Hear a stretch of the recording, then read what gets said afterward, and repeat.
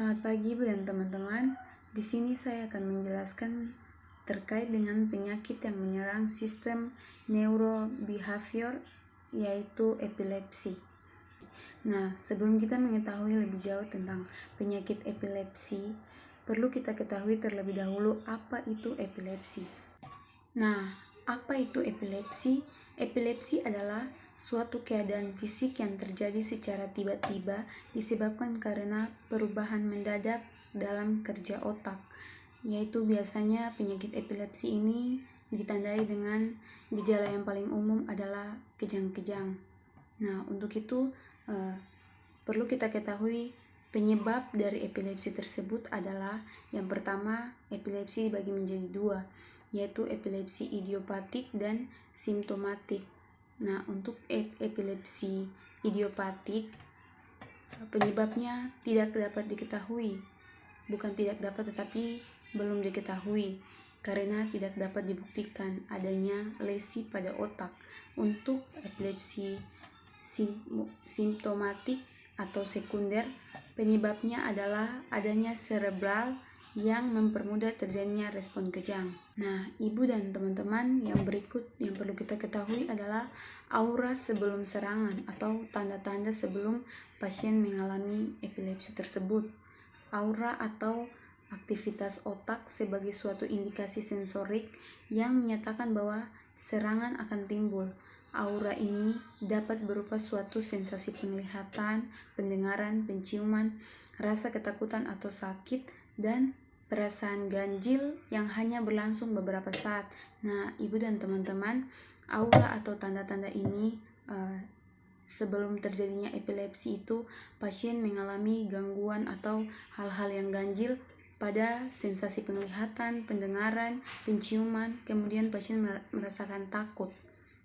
Yang berikut yang perlu kita ketahui adalah gejala epilepsi ini seperti apa. Nah, untuk gejala epilepsi sendiri, yang pertama adalah pasien mengalami kehilangan kesadaran. Yang berikut adalah kejang-kejang. Yang ketiga adalah mengeluh sakit kepala, capek setelah terjadinya serangan atau epilepsi sendiri. Untuk yang terakhir, gejala epilepsinya adalah terjadi peningkatan tekanan darah, denyut nadi saat serangan atau saat epilepsi itu terjadi pada pasien tersebut.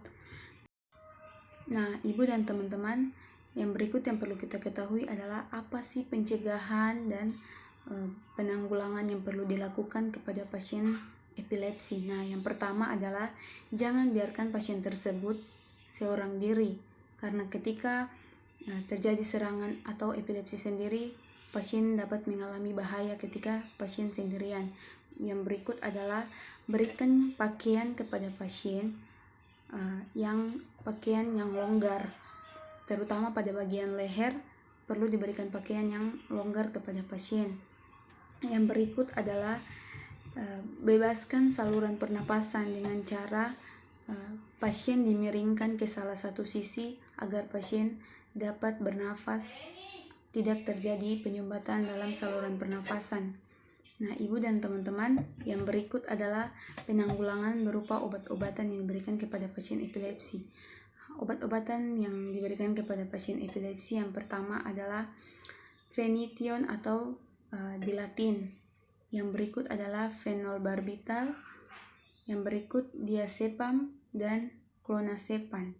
Nah, Ibu dan teman-teman, itu merupakan pencegahan dan penanggulangan yang diberikan kepada pasien epilepsi. Demikian penjelasan terkait dengan penyakit epilepsi pada sistem neurobehavior dari saya. Kurang lebihnya saya mohon maaf dan terima kasih.